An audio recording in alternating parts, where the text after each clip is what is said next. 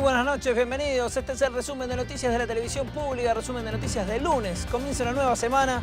Nosotros estamos aquí para compartir con ustedes media hora de información. Lo que ha sido, según nuestro criterio, lo más importante, lo que ocurrió en la Argentina y en el mundo, lo vas a tener acá. Como todos los días, tenemos a nuestra queridísima columnista de deporte después de una importante fecha del fútbol argentino. Muy buenas noches, Gaby. Muy buenas noches, Pablo. Así es, se ha cerrado una nueva jornada aquí en el torneo final de la Primera División y en un ratito estaremos repasando qué sucedió en ese partido que tiene incidencia directa en lo que son los equipos que pueden llegar a descender a la B Nacional. Y como cada lunes, hoy tenemos a nuestro columnista de tecnología y cultura digital con una columna muy especial. ¿De qué se trata, Mañani? Muy buenas noches. Muy buenas noches, Pablo. Hoy te traje una impresora 3D, pero una impresora 3D muy especial, un desarrollo argentino que permite pintar las piezas en 3 dimensiones a medida que se van imprimiendo. ¿Te cuento más en unos minutos? Por supuesto, me quedo allí atento. Entonces ya estamos imprimiendo una pieza para cuando llegue el momento de la columna de Esteban. Vamos a ver cómo avanza esto y de qué se trata, que la vaya pintando también. Lo vamos a ver en la columna de Esteban Mañani. Nosotros comenzamos ahora con toda la información. Lo primero tiene que ver con que finalmente se llegó a un acuerdo con el gremio de camioneros en la Municipalidad de Quilmes y a partir de las 0 horas de hoy se retomó la recolección de residuos. Bueno, efectivamente hoy al mediodía se llevó adelante la firma del acuerdo marco por el cual con el Sindicato de Camioneros el municipio de Quilmes comienza la recolección de residuos de manera municipal. Segundo, el acuerdo establece que los trabajadores permanentes efectivos de Covelia, la empresa que tiene a su cargo la recolección privada, pasan a ser trabajadores de planta permanente del municipio de Quilmes. ¿Cuántos son? En lo que tiene la empresa oficialmente son 370 trabajadores, que era el total, ¿no es cierto?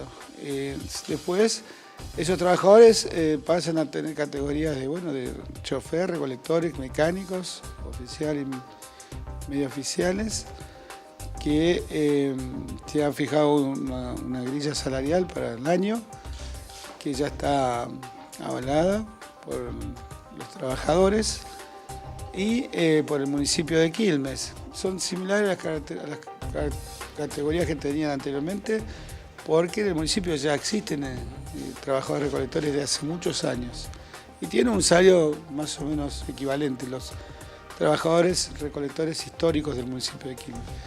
Y después los trabajadores pasan a tener planta permanente, el municipio es lo que le da tranquilidad en cuanto a la estabilidad laboral futura. Y por último, se le reconoce la antigüedad a los trabajadores de la empresa Covelia en el municipio de Quilmes a los efectos del cálculo de vacaciones, ¿sí? Para que no pierdan días de vacaciones, aquellos que tienen muchos años, que son un 40 o un 50%, bueno, pero no importa, sino que le reconocemos las vacaciones de acuerdo a su antigüedad. 17 monotributistas que viajaron a ver la pelea el fin de semana en Las Vegas de Maidana con Mayweather fueron quitados de este régimen simplificado frente a la AFIP. Así lo anunció el titular de la AFIP, Ricardo Echegaray, en virtud de que los ingresos que declaraban no justificaban el viaje. Además, anunció el aumento de la recaudación en abril. La recaudación del mes de abril sumó un crecimiento interanual del 37,1%. Es decir, recaudando unos 92.737 millones de pesos. Quería saber si es habitual que la AFIP tenga el detalle de los gastos de los viajeros al exterior. Ampliaciones de fiscalización, resultados de investigación, que es muy distinto a perseguir, no hay una persecución. Lo que se busca es restablecer el equilibrio fiscal, que cada contribuyente pague por lo que tiene que pagar, que declare realmente y efectivamente la totalidad de sus ingresos, y que si tiene consumos que están acorde con esos ingresos, son contribuyentes más, y de esta forma logramos el marco de lealtad en la competencia comercial que generalmente demandan los contribuyentes que pagan sus impuestos.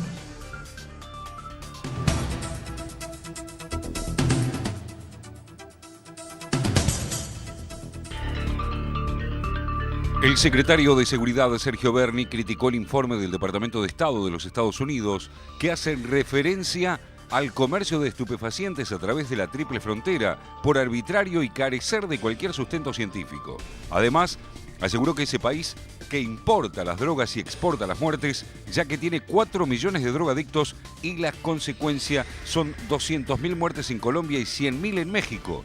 Berni también afirmó que el 80% de la droga producida en Sudamérica se consume en los Estados Unidos. En cuanto a la cooperación con la DEA, dijo que es recíproca y permanente desde hace varios años y negó haber firmado un nuevo acuerdo. El jefe de gabinete, Jorge Capitanich, se refirió a las tasas usureras de los bancos y planteó distintos escenarios para su regulación. Entre el año 2003 y 2013, la expansión del crédito en la República Argentina duplicó su participación en el Producto Interno Bruto, así en cifra redonda de 8 a casi 16 puntos, poquito más, en términos de Producto Interno Bruto.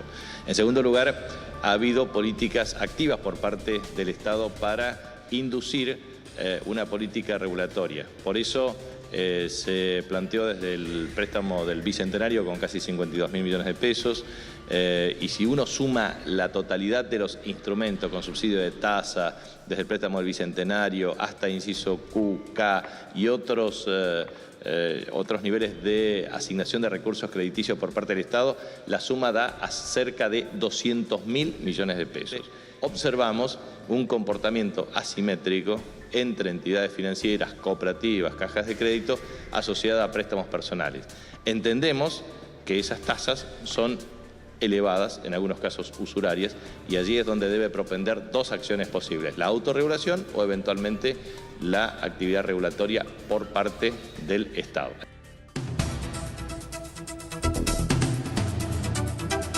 Y nosotros tenemos ahora más información en este picado de noticias.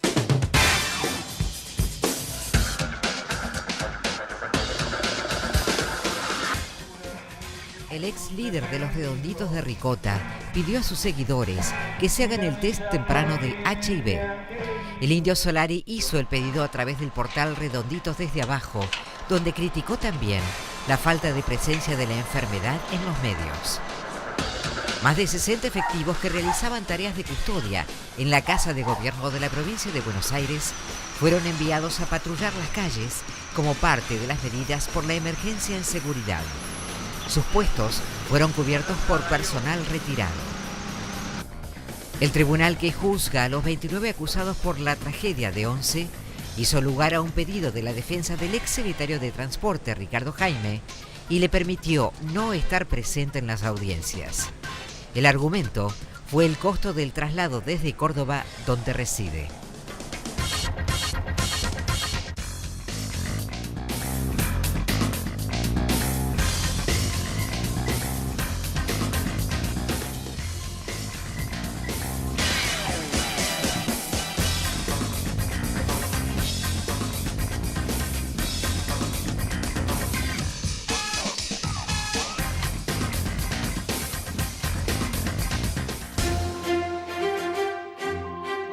Llega la información del ámbito internacional a Visión 7 Resumen. Justamente en España, una encuesta publicada por el diario El País de ese país inaugura un colapso al gobierno conservador de Mariano Rajoy en las próximas contiendas electorales. Si fuera por el voto de los jóvenes, el Partido Socialista ganaría las elecciones europeas del próximo 25 de mayo y también las autonómicas y municipales de 2015, así como las generales de principios de 2016. La Izquierda Unida y el Partido Unión Progreso y Democracia, que es la alternativa al bipartidismo, también registra un crecimiento en las referencias de los menores de 35 años. En el estudio realizado por Metroscopía, los jóvenes no reniegan de los partidos políticos y el 55% entiende que sin ellos no hay democracia. Sin embargo, hay un rechazo juvenil a la actual realidad de los partidos, al igual que una abrumadora mayoría se manifestó claramente en contra de la modificación a la ley de aborto impulsada por el gobierno del Partido Popular.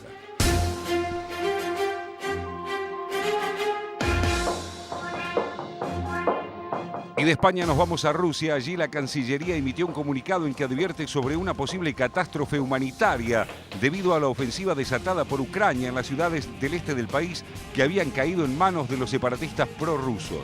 El ministerio ruso insta a las autoridades de Kiev a que tomen conciencia y cesen el derramamiento de sangre, además de pedirles que retiren sus tropas y se sienten a la mesa de negociación para llevar adelante un diálogo normal que permita resolver la crisis política.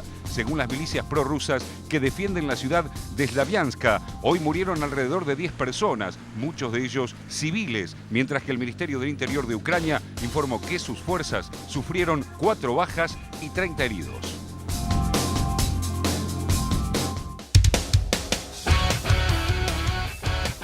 Y es ahora sí el momento del deporte en este programa. Gabriela Previtera. Bueno, vamos a arrancar hablando por uno de los punteros que tiene este campeonato. No vamos a hablar de Racing. No vamos a hablar de Gracias. Racing. No vamos a hablar de Racing, Gracias. aunque indirectamente sí, porque gracias a la victoria de River frente a Racing, el Millonario queda cerca también de conseguir un nuevo título en la primera división del fútbol argentino. Yo no te lo quiero nombrar y vos solito me sacás el tema. Ay, ese penal. Perdón, sigamos. Sigamos. Ese penal justamente es parte de lo que vamos a hablar, porque gracias a ese penal que terminó conteniendo Leandro Chichisola, el problema ahora es para el entrenador, para Ramón Ángel Díaz, que no sabe cuál de los dos arqueros colocar como titular de cara a las últimas 2 fechas que tiene este campeonato, porque ya está recuperado Marcelo Barovero y porque de esta forma entonces ahora el dilema para Ramón Díaz es saber si coloca a Marcelo Barovero o si le sigue dando continuidad a Leandro Chichisola, que lo hizo en buena forma en las 3 presentaciones que tuvo y que además en este penal que pateaba Sebastián Saja terminaba conteniendo el balón Leandro Chichisola, que además es un arquero que ha esperado muchísimo su posibilidad en esta primera división, en este campeonato, y que ha contenido más de un penal ya a lo largo de su carrera. Pero de cara a lo que será el próximo partido frente a Argentinos Juniors, equipo ya descendido a la B Nacional, el entrenador riojano tiene algunas dudas. Por ejemplo, saber si va a Barovero Chichisola y también qué va a suceder, por ejemplo, con Álvarez Balanta, si lo va a poder tener al colombiano o no, teniendo en cuenta que va a tener algunas bajas importantes. Mercado tiene un esguince de rodilla. Maidana, en la jornada de ayer, se fue expulsado. Y también Rojas, que ha llegado a su 5ª tarjeta amarilla. Por eso serán varias las modificaciones entonces que va a tener el entrenador de cara al próximo fin de semana. Y hablando de fines de semana, el boxeo sin lugar a dudas ha tenido un lugar muy importante para la República Argentina con una de las peleas sin lugar a dudas de la década. Mayweather por un lado exponiendo su cinturón y por otro el chino Maidana. Marcos Maidana, que ya en la madrugada del domingo, en las primeras horas, se enfrentó en el MGM de Las Vegas y que ha tenido una gran pelea frente a este señor. Muchos reconocieron ya del entorno de Mayweather que fue el boxeador que más le pegó. Y de hecho esto hizo que finalmente haya revancha. Todavía no está confirmada. Lo cierto es que por un lado salió el propio ganador, Floyd Mayweather, a decir que él entrega la revancha, por supuesto, y que la quiere antes de fin de año. Si se anima Maidana en septiembre. Maidana, por su parte, mediante el Twitter, dijo que él quería la revancha y que en septiembre se veían. Bueno, lo cierto es que por ahora no hay nada confirmado acerca de lo que puede llegar a ser la fecha puntual en la que el chino Maidana tenga su revancha. Lo cierto es que probablemente en los próximos días o tal vez en los próximos meses tengamos novedades, porque ha sido muy buena la presentación del argentino, y si no hubiese sido una terna arbitral tan localista, esta pelea se lo hubiese llevado. Te la jugaste, Previtera.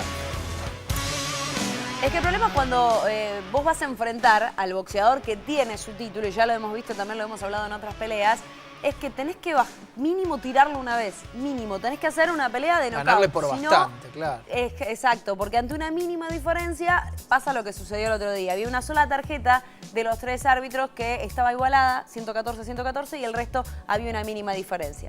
Por eso no se lo termina llevando. Lo bancamos a Maidana igual y sus ganas de comer alfajores frente a toda esa parafernalia de Las Vegas. Bueno, dice que le salió a él solo, espontáneo, porque ese sponsor lo había bancado desde los comienzos cuando él no tenía dinero ni siquiera para subirse un cuadrilátero acá. Muy bien. Veremos si será así o no. Lo cierto es que tenemos que hablar ahora de otro argentino que es noticia en Europa. Pero en este caso es el Tata Gerardo Martino, porque no se están dando los resultados que todo el mundo quiere, más allá de que el Barcelona todavía tiene posibilidades de ser campeón y ya habrían hablado con un nuevo entrenador.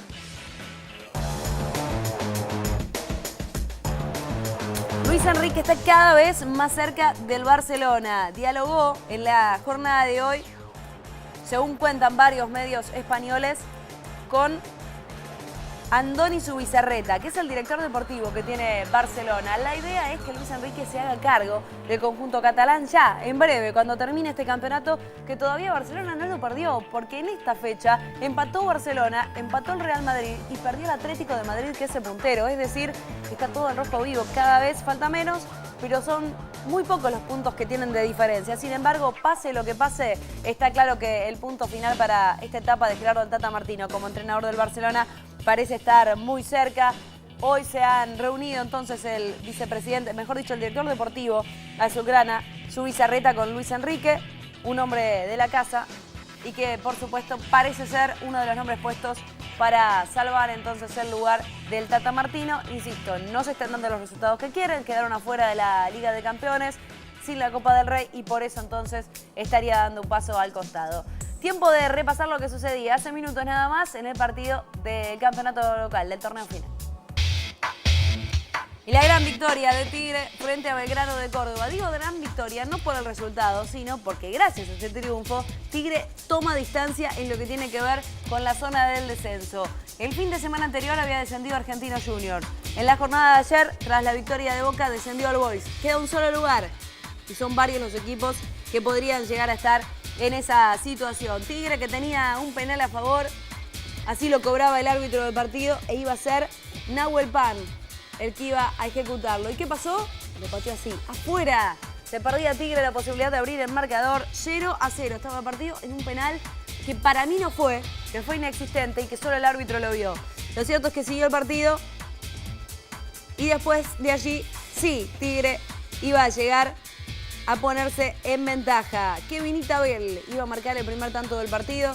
Iban cerca de 25 minutos de la primera etapa cuando ponía el 1-0. Después llegaban varias situaciones de peligro de Belgrano y de hecho iba a igualar. En este caso, Belgrano el partido lo iba a poner 1-1 por medio de César el Picante Pereira, que volvía hoy a la titularidad después de haber cumplido la fecha de suspensión. Y Matías Pérez García, el mejor jugador que tiene Tigre, iba a marcar a los 36 del segundo tiempo el último gol de este encuentro. Se aleja de Atlético de Rafaela, que por ahora está más complicado con la zona del descenso.